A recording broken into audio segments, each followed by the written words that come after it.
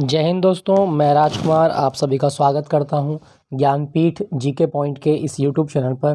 दोस्तों, GK mock test series जो हमने शुरू की है उसमें मॉक टेस्ट संख्या 8 मैं लेके आया हूं। ये जो मॉक टेस्ट हैं वो एसएससी एग्ज़ाम जो जीडी का आने वाला है, वीडियो एग्ज़ाम भर्ती या सीआईएसएफ का एग्ज़ाम है या आपका इलाहाबाद हाई कोर्ट का एग्ज़ाम है, सभी को ध्यान में रखते हुए स्पेशली मैं इसको सीरीज़ को शुरू कर रहा हूँ। तो बिना देर के शुरू करता हूँ आज का मॉक टेस्ट। इसमें हमेशा की तरह जो क्वेश्चन हैं वो 50 मैंने इसमें इंक्लूड किए हैं। बहुत उत्कृष्ट लेवल के प्रश्न इसमें शामिल हैं। तो चलिए शुरू करते हैं आज का मॉक टेस्ट। क्या कहता है क्वेश्चन संख्या 1, लार का पीएच मान कितना होता है। दोस्तों, लार जो होती है ये हमारे खाने में, हमारे मुंह के अंदर जो स्टार्च है उसको माल्टोज में कन्वर्ट कर देती है और लार जो है इसका पीएच मान होता है 6.5। Option A is the right answer. दोस्तों, अगर आपसे पूछा जाए कि लार में कितने प्रतिशत जल होता है तो लार में 98% जल होता है, ये भी आप याद रखिएगा। अच्छा, लार के बारे में एक चीज़ याद रखना, हमारी लार में एक एंजाइम होता है एमाइलेज, और एमाइलेज एंजाइम को टाइलिन एंजाइम भी कहा जाता है। ये जो एमाइलेज एंजाइम है ये क्या काम करता है, ये स्टार्च को माल्टोज में परिवर्तित कर देता है। स्टार्च को किस में, माल्टोज में परिवर्तित कर देता है। ठीक है दोस्तों, एक चीज़ मैं आपको और बता दूं, लार में जो एमाइलेज एंजाइम है, यह हमारी लार जो होती है ये प्रोटीन, वसा और फाइबर का पाचन नहीं करती। लार प्रोटीन, वसा और जो हमारे खाने में फाइबर होता है इनका पाचन नहीं कर सकती, ये भी आप याद रखिएगा। लार में एक एंजाइम होता है लाइसोजाइम, और लाइसोजाइम एंजाइम जो होता है ये हमारे भोजन में जीवाणुओं को मारने का कार्य करता है। मतलब लाइसोजाइम एंजाइम की उपस्थिति से हमारे भोजन में जो जीवाणु का जीवाणु आ चुके हैं उनको ख़त्म कर दिया जाता है, और ये एंटीसेप्टिक होता है आपका। लाइसोजाइम जीवाणु कैसा होता है, एंटीसेप्टिक होता है। ठीक है दोस्तों, चलिए अगले क्वेश्चन की ओर चलते हैं। क्वेश्चन संख्या 2, इसमें कहा गया कि निम्नलिखित को सुमेलित कीजिए। दोस्तों, हैजा फैलाने वाले जीवाणु का नाम क्या है ये हमें बताना है। तो पहले हम जानते हैं कि जो टिटनिस होता है वो क्लोस्ट्रिडियम टिटेनी से होता है। किससे होता है, टिटनिस Clostridium tetani.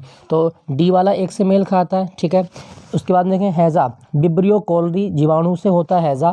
TB Mycobacterium tuberculosis और न्यूमोनिया डिप्लोकोकस न्यूमोनी। दोस्तों, ये सारे जीवाणुओं के द्वारा होने वाले रोग हैं। जीवाणु की खोज किसने की थी, एंटोनी वॉन ल्यूवेनहोक के द्वारा की गई थी। जीवाणु की खोज एंटोनी वॉन ल्यूवेनहोक के द्वारा की गई। दोस्तों, मैं आपको बता दूं, जो बैसिलस जीवाणु होते हैं, बैसिलस जीवाणु का आकार, ठीक है दोस्तों, तो आप याद रखना जो बैसिलस जीवाणु होते हैं इनका आकार कैसा होता है। तो बैसिलस जीवाणुओं का आकार है रोड के समान। बैसिलस जीवाणु कैसे होते हैं, तो ये रोड के समान होते हैं, छड़नुमा होते हैं। ठीक है दोस्तों, दूसरा कोकस जीवाणु का आकार कैसा होता है, जो कोकस जीवाणु होते हैं ये गोलाकार होते हैं, गोलाकार होते हैं। और आप याद रखिएगा जो विब्रियो होते हैं, विब्रियो जीवाणु, इनका आकार कोमे के समान होता है। किसके समान होता है, कोमे के समान होता है। ठीक है दोस्तों, तो इसका सही जवाब होगा आपका option A. Option A is the right answer. ठीक है दोस्तों, चलिए अगले क्वेश्चन की ओर। सूची 1 को सूची 2 के साथ सुमेलित कीजिए। सूची 1 को सूची 2 से मिलान करना है। दोस्तों, सबसे पहली पहाड़ी दी गई है और राज्य के साथ में इसको मिलान करना है। तो गारो, खासी, जयंतियाँ, ये जो पहाड़ी हैं वो कहाँ पर है, मेघालय में है। मिरी की पहाड़ी किस राज्य में है, तो असम में है। पंचमलाई, पंचमलाई की जो पहाड़ी हैं वो है आपके तमिलनाडु में। अन्नामलाई, पंचमलाई, ये इस तरह की जो चीज़ें। तो पंचमलाई कहाँ पर है आपका, तमिलनाडु। और दलमा की पहाड़ी कहाँ पर है, झारखंड में। तो गारो की पहाड़ी मेघालय, मिरी की पहाड़ी अरुणाचल, पंचमलाई तमिलनाडु और दलमा की पहाड़ी झारखंड। ठीक है दोस्तों, तो इसका सही जवाब होगा आपका option A is the right answer. Option A is the right answer. चलिए अगले क्वेश्चन की ओर चलते हैं। क्वेश्चन संख्या 4, सूची 1 को सूची 2 के साथ सुमेलित करना है। बांध और किसके साथ है, नदियों के साथ। ठीक है दोस्तों, दुलहस्ती बांध, तो दुलहस्ती बांध कौन सी नदी पर है, दोस्तों दुल्हन जब हंसती है तो चैन मिलता है। मतलब आप याद रखिएगा, दुलहस्ती बांध चैन, चैन मतलब चिनाब नदी पर। गांधी सागर बांध, ठीक है दोस्तों, गांधी सागर बांध कौन सी नदी पर है, तो गांधी सागर बांध चंबल नदी पर है। उकई बांध ताप्ती नदी पर, ताप्ती नदी पर। और तवा बांध किस पर है, तवा नदी पर है। तवा बांध वैसे मध्य प्रदेश में, ये आप याद रखना। उकई बांध ये गुजरात में है, गुजरात में। और दुलहस्ती बांध ये जम्मू कश्मीर में है, दुलहस्ती बांध जम्मू कश्मीर। चलिए अगले क्वेश्चन की ओर चलते हैं। क्वेश्चन संख्या 7, संविधान की व्याख्या से संबंधित सभी सर्वोच्च विवाद सभी विवाद सर्वोच्च न्यायालय के पास लाए जा सकते हैं। यह अधिकार सर्वोच्च न्यायालय के किस अधिकार के अंतर्गत आता है? दोस्तों, संविधान की व्याख्या से संबंधित जितने भी विवाद हैं इन सब का निपटारा कौन करता है? हमारा सुप्रीम कोर्ट करता है, और ये सुप्रीम कोर्ट के अपीलिएट जुरिडिक्शन में आते हैं। तो इसका सही जवाब होगा ऑप्शन सी, अपीलीय क्षेत्राधिकार के अंतर्गत आता है संविधान का व्याख्या। दोस्तों, हम बात करें सुप्रीम कोर्ट की, तो हमारा जो सुप्रीम कोर्ट है ये तिलक मार्ग नई दिल्ली पे है, और भारत का सुप्रीम कोर्ट 28 जनवरी 1950 को इसकी पहली जो मीटिंग थी, पहली सिटिंग मतलब वो आयोजित की गई। सुप्रीम कोर्ट का गठन आर्टिकल 124 के तहत किया जाता है, ये भी आप याद रखिएगा। और हमारा जो सुप्रीम कोर्ट है इसमें टोटल जज की संख्या कितनी है? 33 + 1, अर्थात एक मुख्य जज के अलावा हमारे सुप्रीम कोर्ट में 33 सहायक जज होते हैं। सुप्रीम कोर्ट के जो जज हैं इनकी नियुक्ति कौन करता है? तो भारत का राष्ट्रपति सुप्रीम कोर्ट के जज की नियुक्ति करता है। और मैं आपको एक चीज़ बता दूं, जो भारत में सुप्रीम कोर्ट के पहले जज थे, तो भारत में सुप्रीम कोर्ट के पहले जज थे हीरालाल जे कानिया। हीरालाल जे कानिया ये सुप्रीम कोर्ट के पहले जज हुए भारत में। एक चीज़ मैं आपको और ये बता दूं कि सुप्रीम कोर्ट जो है आप इसमें रिट दायर कर सकते हैं, आर्टिकल 32 के द्वारा सुप्रीम कोर्ट में रिट दायर की जाती है। ठीक है दोस्तों, और भारत में जो सुप्रीम कोर्ट है, इसके नए जो जज हैं, मुख्य जज, वो हैं डी.वाई. चंद्रचूड़। ये भी आप याद रखना, 50वें जज हैं डी.वाई. चंद्रचूड़। तो इसका सही जवाब होगा आपका ऑप्शन सी, अपीलीय क्षेत्राधिकार। संविधान की व्याख्या के जो मामले होते हैं वो अपीलीय क्षेत्राधिकार में आते हैं। क्वेश्चन संख्या 6 की ओर चलते हैं।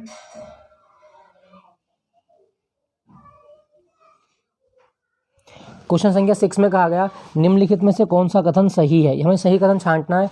नाबार्ड देश में कृषि और ग्रामीण विकास हेतु वित्त उपलब्ध मतलब ऋण उपलब्ध कराने वाली संस्था है। बिल्कुल सही जवाब है ये। नाबार्ड का मुख्यालय मुंबई में है, तो नाबार्ड का मुख्यालय मुंबई में, ये भी आपका सही है। तो इसका सही जवाब होगा ऑप्शन सी, 1 और 2 दोनों सही हैं। दोस्तों, शिव रमन समिति बनी भारत में, शिव रमन समिति, और शिव रमन समिति की सिफारिश पर 12 जुलाई 1982 को नाबार्ड की स्थापना की गई। नाबार्ड की फुल फॉर्म है national bank for agriculture and rural development. National bank for agriculture and rural development. NABARD की स्थापना 12 जुलाई 1982। ठीक है दोस्तों, चलिए अगले क्वेश्चन की ओर चलते हैं।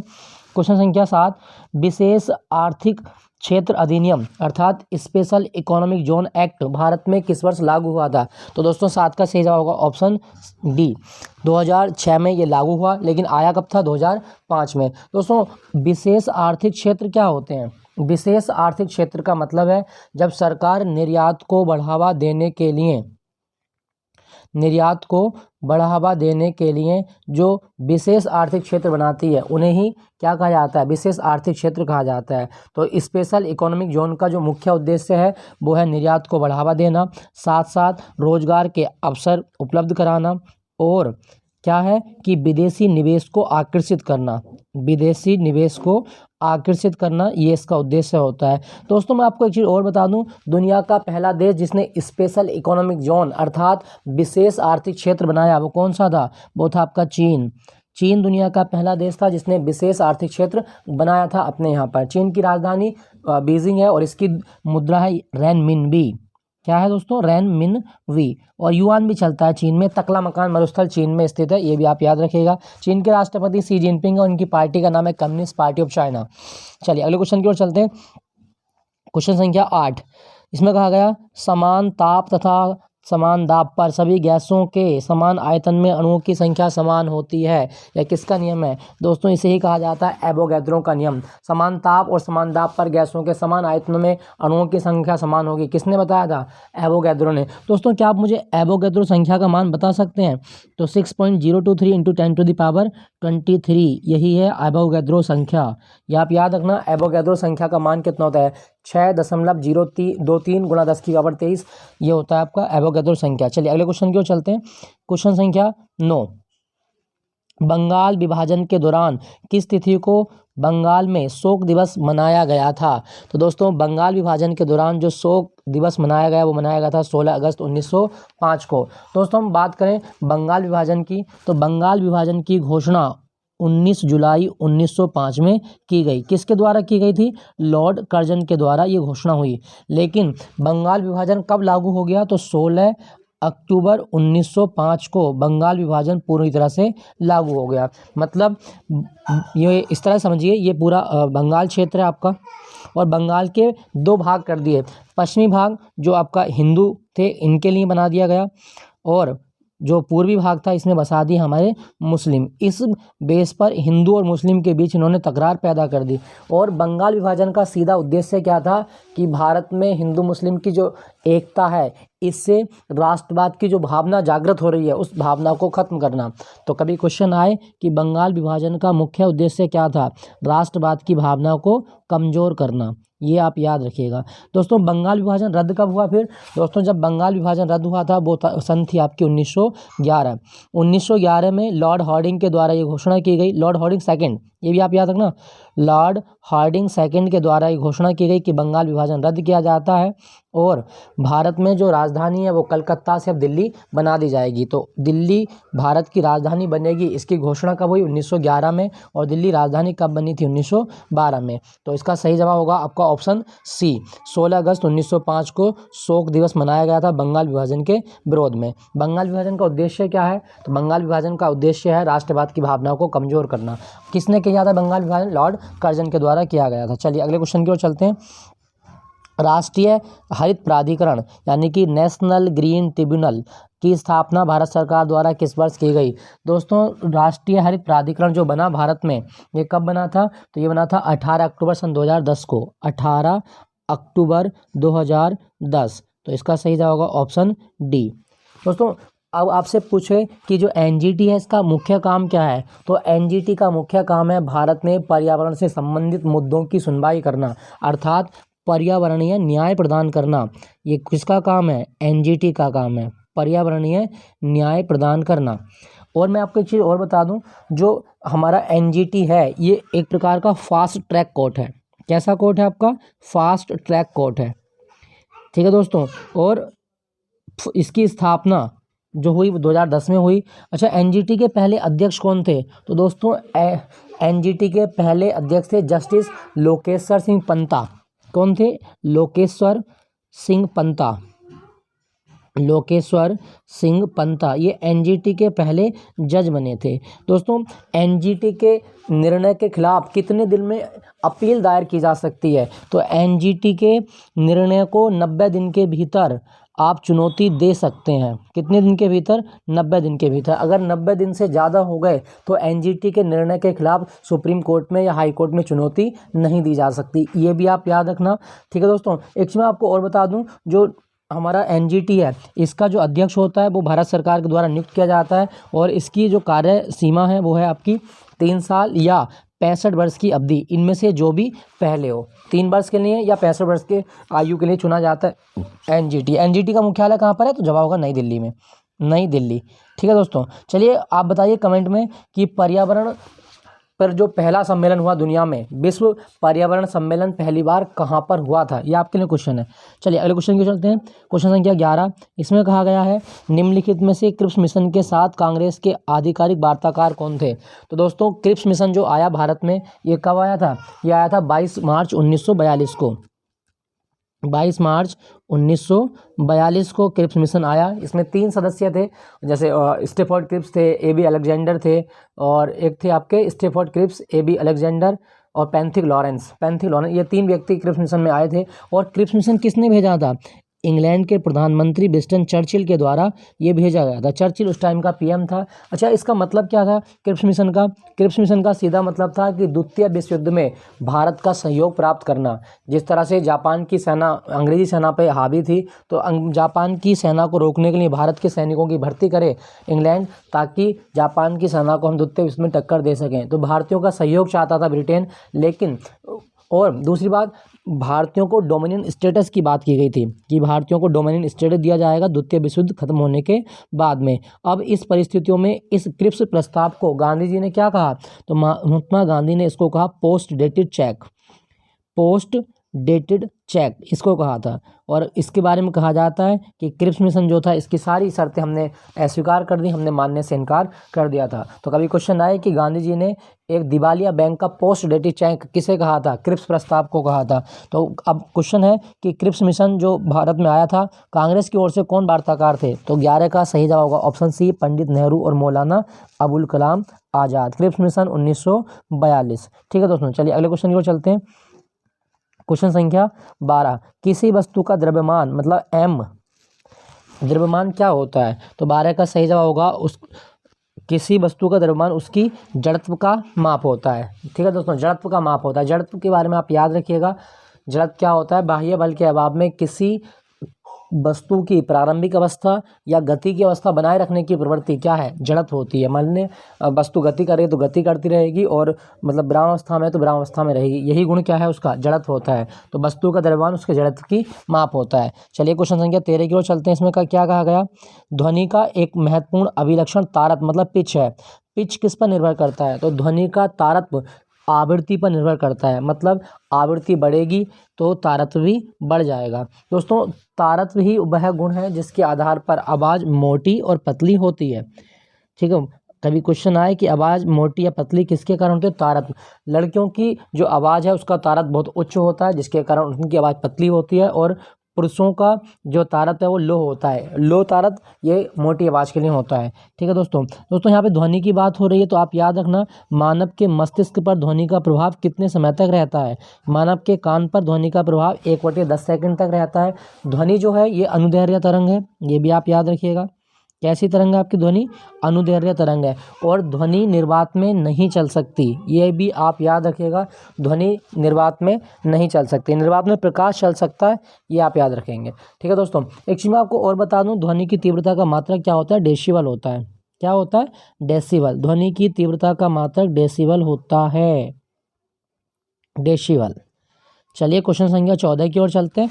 उसमें क्या कहा गया क्वेश्चन संख्या 14 में, वस्तु का तापमान कम होने पर सापेक्ष आर्द्रता पर क्या प्रभाव पड़ता है, तो वस्तु का तापमान कम होने पर सापेक्ष आर्द्रता बढ़ जाती है, ये आप याद रखिएगा। तापमान कम होगा तो सापेक्षिक आर्द्रता बढ़ जाती है। दोस्तों सापेक्षिक आर्द्रता जो होती है ये प्रतिशत में व्यक्त की जाती है, ये आप याद रखिएगा। अच्छा, सापेक्षिक आर्द्रता क्या होती है, वायु में मौजूद नमी और अधिकतम नमी धारण करने की क्षमता का अनुपात क्या होता है, जवाब होगा सापेक्ष आर्द्रता होती है। मतलब वायु में कितनी नमी है, दूसरा कितनी और अधिक नमी वायु धारण कर सकती है, मतलब नमी धारण करने की क्षमता, नमी धारण करने की क्षमता, इनका अनुपात क्या होता है आपका, सापेक्षिक आर्द्रता होता है। और सापेक्षिक आर्द्रता का मात्रा प्रतिशत में व्यक्त होता है। दोस्तों आपसे एक यंत्र पूछेगा कि हाइग्रोमीटर क्या मापता है, तो हाइग्रोमीटर आर्द्रता मापने वाला यंत्र है, बहुत आता है एग्जाम में, आप इसको याद रखिएगा। हाइग्रोमीटर आर्द्रता मापी यंत्र होता है। चलिए अगले क्वेश्चन की ओर चलते हैं। हड़प्पा कालीन किस स्थल से खेल का मैदान मिला है, तो 15 का सही जवाब कौन सा होगा, ऑप्शन सी, धोलावीरा। धोलावीरा वह स्थल है जहां से खेल का मैदान मिला।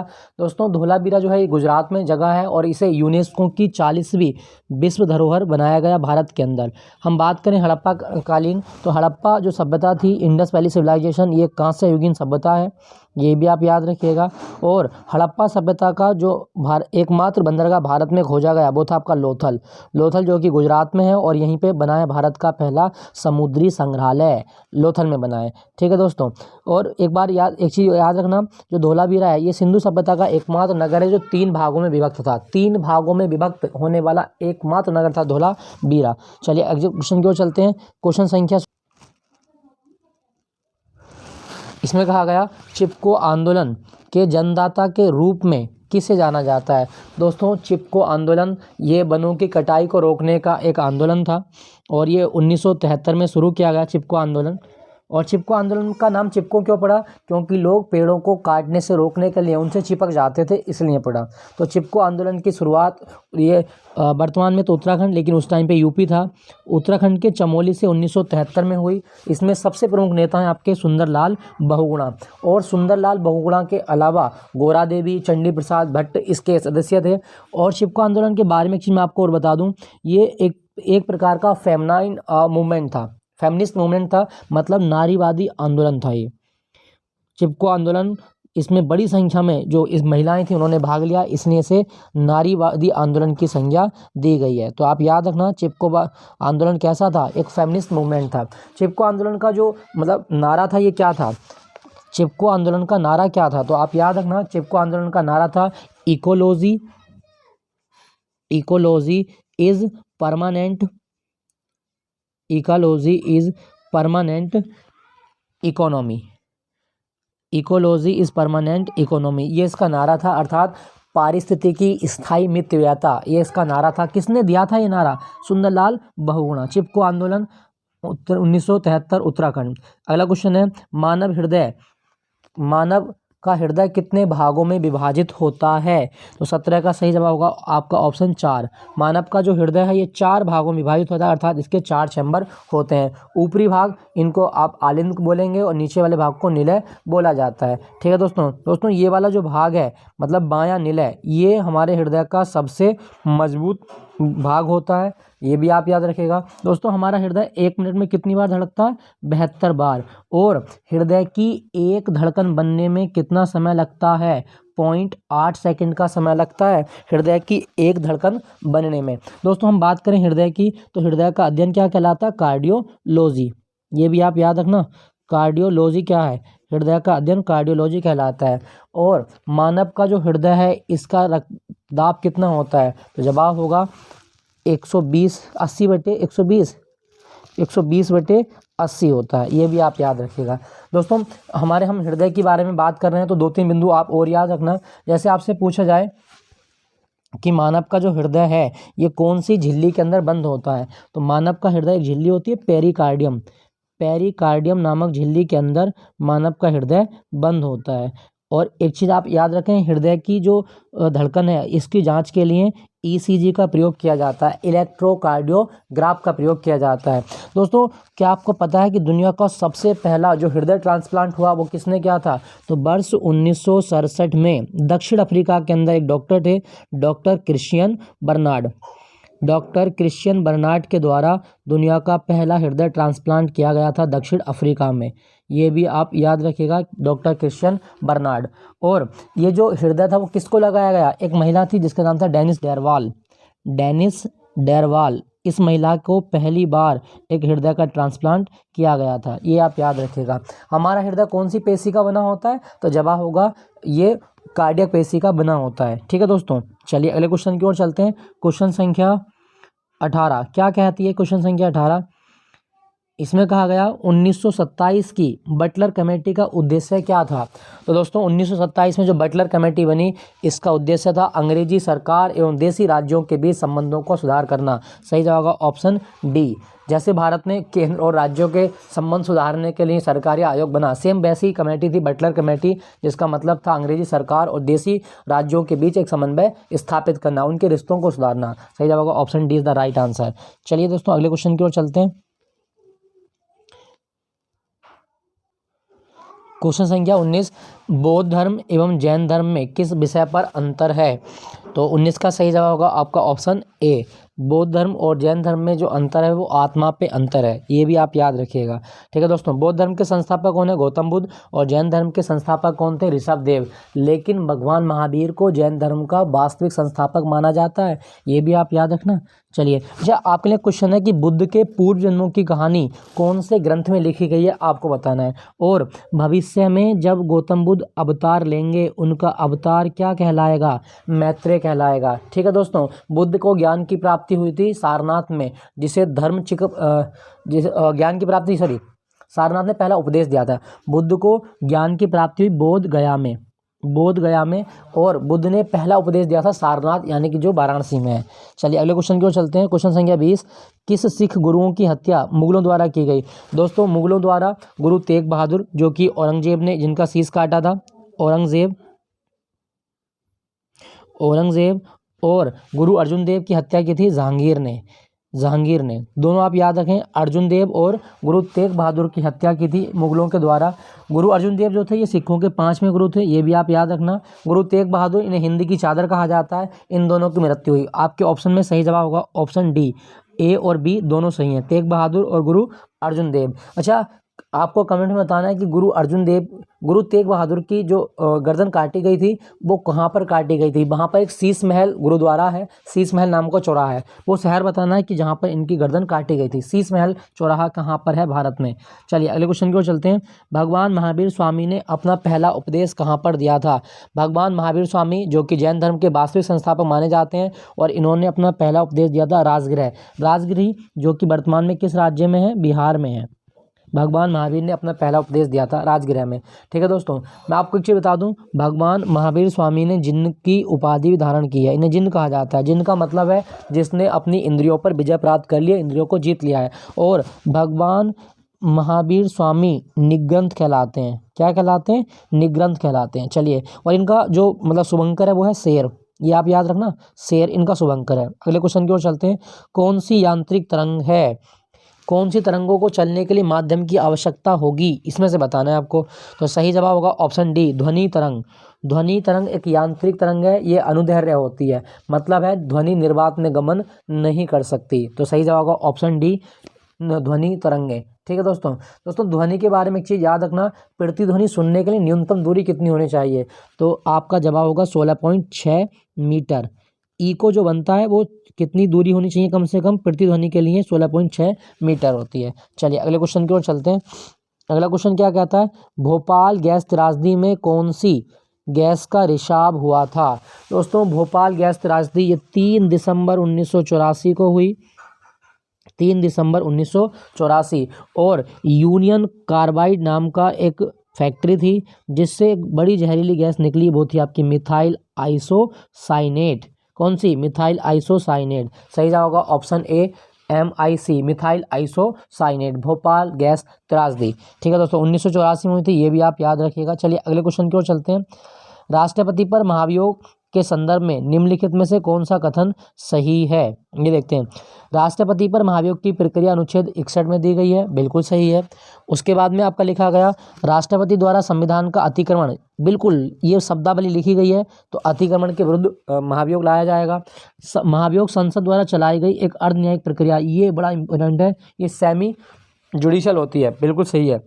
महाभियोग का प्रस्ताव केवल लोकसभा में लाया जाता है, ये गलत है दोस्तों। महासभा जो महाभियोग का प्रस्ताव है वो किसी भी सदन में लाया जा सकता है और इसके लिए संसद के 1/, मतलब किसी भी सदन के 1/4 सदस्यों का लिखित सहमति आवश्यक होती है। और इस आधार पर जब राष्ट्रपति को हटाया जाएगा तो राष्ट्रपति अपना इस्तीफा किसे सौंपेगा, उपराष्ट्रपति को सौंपता है, ये भी आप याद रखें। और हमारे राष्ट्रपति पर महाभियोग की प्रक्रिया हमने कहाँ से ली, अमेरिका के संविधान से ली है। ठीक है दोस्तों, चलिए अगले क्वेश्चन की ओर चलते हैं। इसमें कहा गया गांधी जी के असहयोग आंदोलन के प्रस्ताव का विरोध किसने किया था। तो दोस्तों गांधी जी का जो असहयोग आंदोलन है ये 1 अगस्त 1920 को शुरू हुआ था और 1 अगस्त 1920 को बाल गंगाधर तिलक की मृत्यु भी हुई थी। तो किस किसने इसका विरोध किया था, जवाब होगा आपका एनी बेसेंट, मोहम्मद अली जिन्ना और बिपिन चंद्र पाल, मतलब इनमें से सभी ने गांधी जी के असहयोग आंदोलन का विरोध किया था। 37 का सही जवाब होगा ऑप्शन डी। दोस्तों ये जो असहयोग आंदोलन ये किसके खिलाफ, मतलब किसके बाद आया था, जब कौन सा कांड हुआ था, जलियांवाला बाग हत्याकांड, उसके बाद में ये असहयोग आंदोलन लाया गया था गांधी जी के द्वारा, NCM। और गांधी जी ने कहा था कि मैं 1 वर्ष में क्या कर दूंगा, आज़ादी दिला दूंगा। तो कभी क्वेश्चन आया कि गांधी जी ने 1 वर्ष में आज़ादी दिलाने की बात कब की थी, असहयोग आंदोलन जो 1 अगस्त 1920 को शुरू हुआ था। दोस्तों इससे भी इम्पोर्टेंट, असहयोग आंदोलन कब स्थगित हुआ और क्यों स्थगित हुआ था।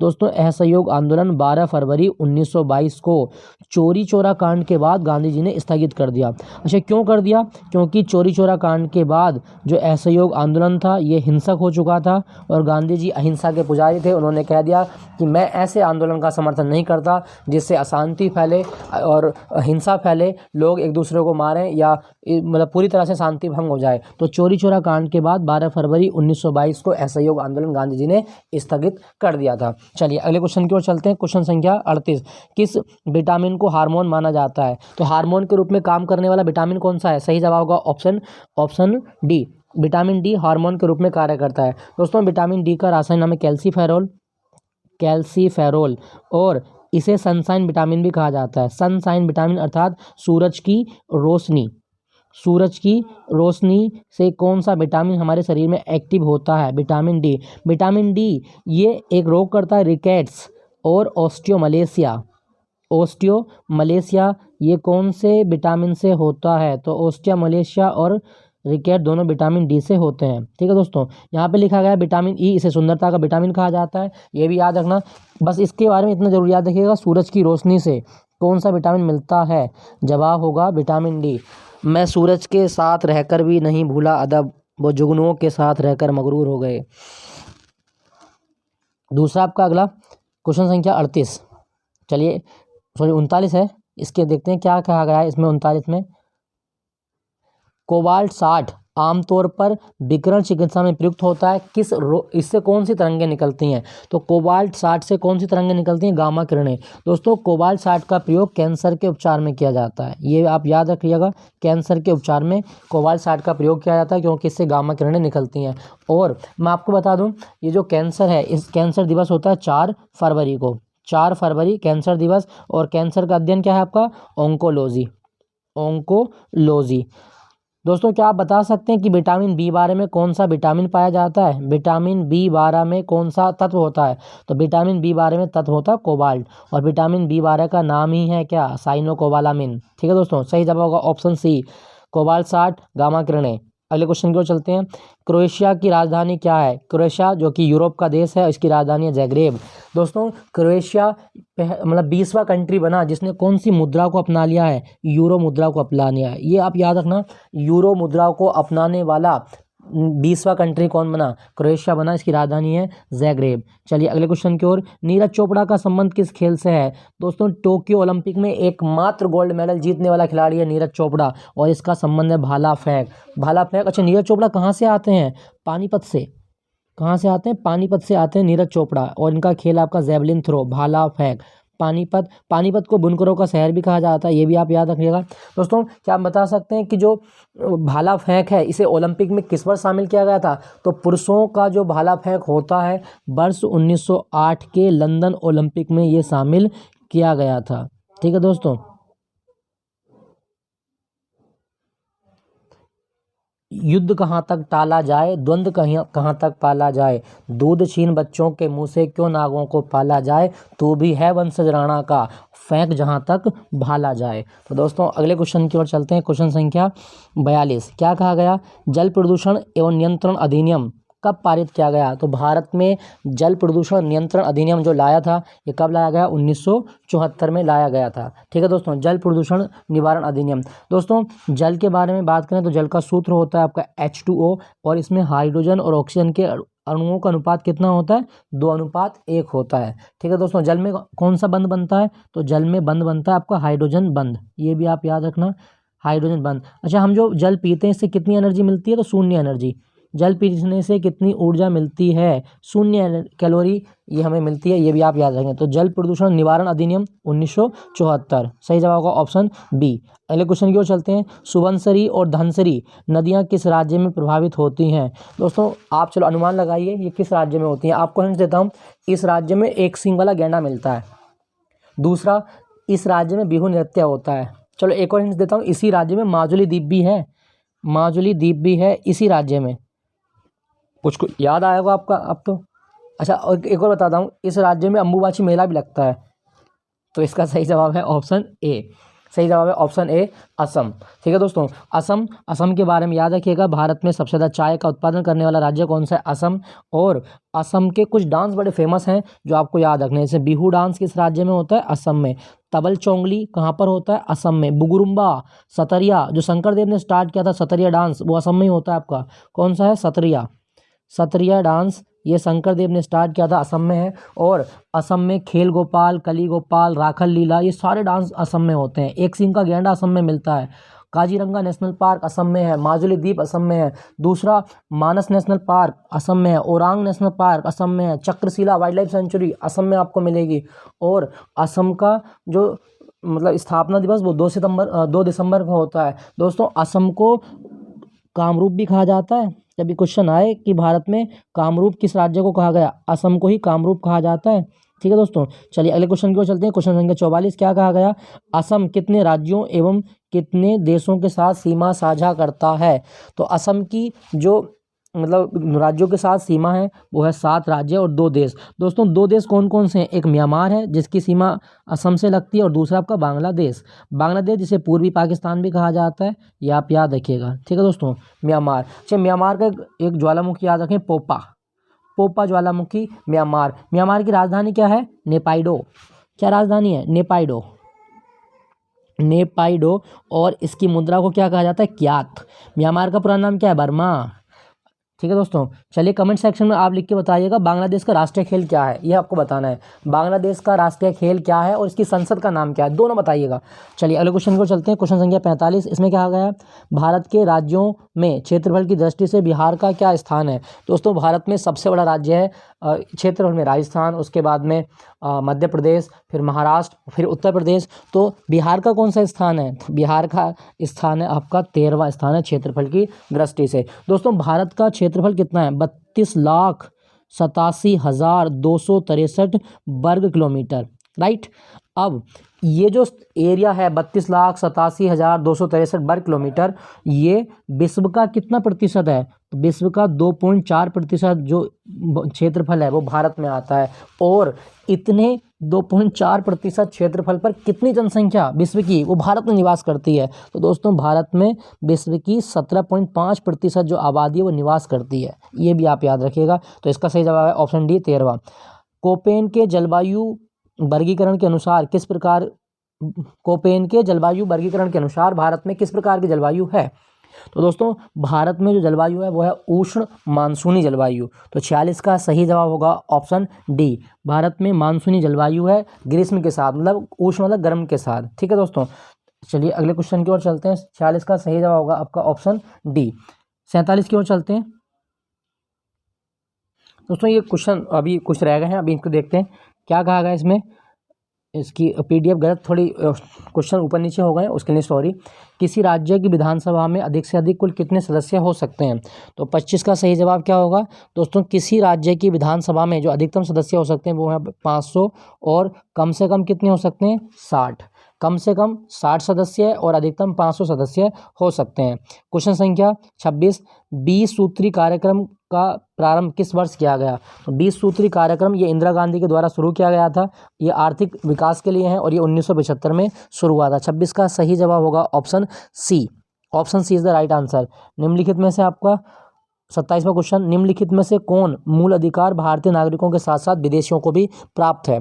तो कौन से ऐसे अधिकार हैं जो भारतीयों को भी मिलते हैं? पहला, विधि के समक्ष समानता और विधि के समान संरक्षण, ये सभी को प्राप्त है, भारतीयों को भी और विदेशियों को भी।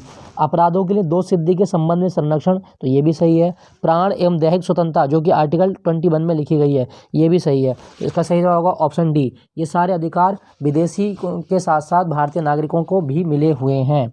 चलिए अगले क्वेश्चन की ओर। क्वेश्चन संख्या 28, बैलगाड़ी किस चित्रकार की कृति है? तो बैलगाड़ी चित्रकारी जो पेंटिंग है ये किसने बनाई है? 28 का सही जवाब होगा ऑप्शन डी, अबुल हसन।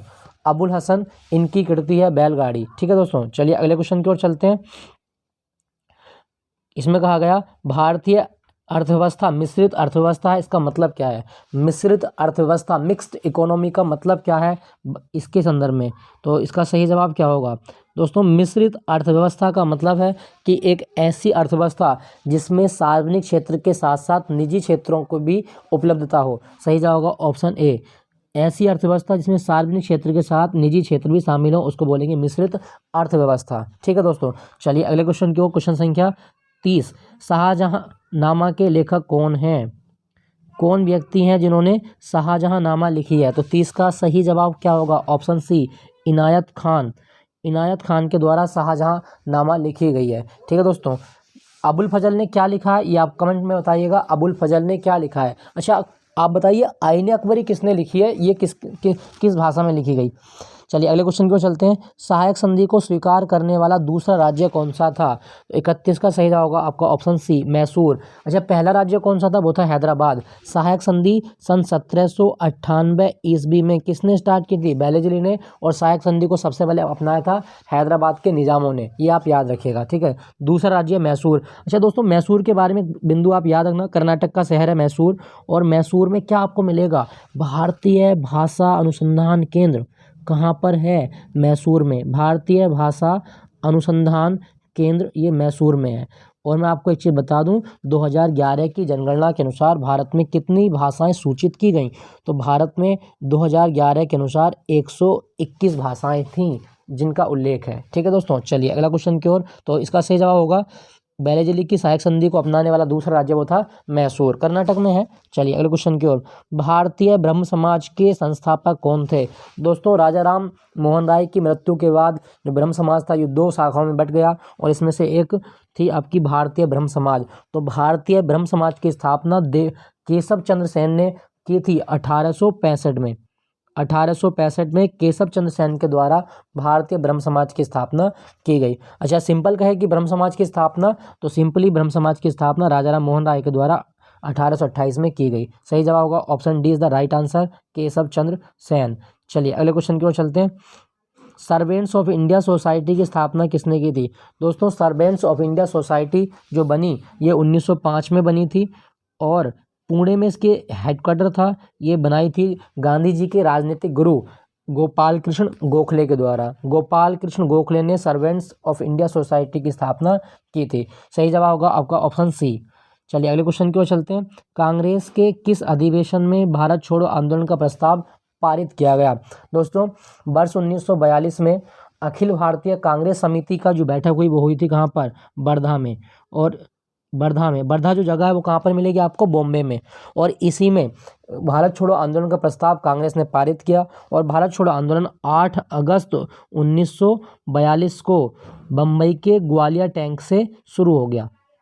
बम्बई के ग्वालियर टैंक से ये शुरू कर दिया गया। तो आप याद रखना, भारत छोड़ो आंदोलन की शुरुआत कहाँ से हुई थी? ग्वालियर टैंक, बम्बई। ये वर्धा जो जगह है वो मुंबई में है आपका, ठीक है दोस्तों। भारत छोड़ो आंदोलन के बारे में एक चीज़ याद रखना, करो या मरो का नारा गांधी जी ने कौन से आंदोलन के दौरान दिया? तो भारत छोड़ो आंदोलन, क्विट इंडिया मूवमेंट के दौरान दिया गया था। ये जो भारत छोड़ो आंदोलन है ये क्रिप्स मिशन के बाद ही हमने शुरू किया था भारत छोड़ो आंदोलन।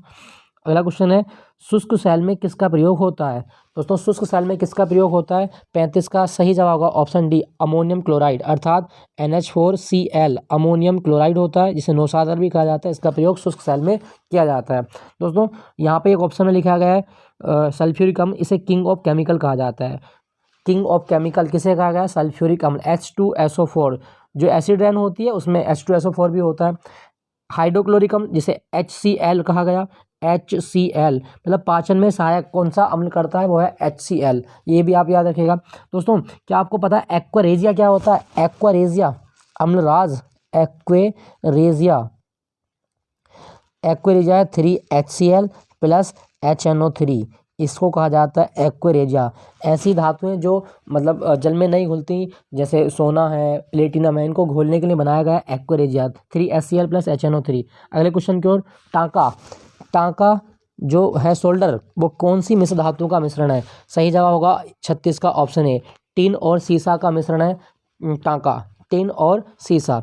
चलिए दोस्तों अगले क्वेश्चन की ओर चलते हैं। क्वेश्चन संख्या 47, इसमें कहा गया है अरल सागर कौन से दो देशों की सीमा पर स्थित है? तो दोस्तों, अरल सागर जो है ये उज्बेकिस्तान और कजाकिस्तान की सीमा पर स्थित है। ये भी आप याद रखें, मध्य एशिया में स्थित है अरल सागर। दोस्तों, अरल सागर एक झील है। क्या है? एक झील। इसके बड़े आकार होने के कारण इसको हमने क्या बोल दिया? अरल सागर। उज्बेकिस्तान और कजाकिस्तान की सीमा पर है, ठीक है दोस्तों। चलिए अगले क्वेश्चन की ओर।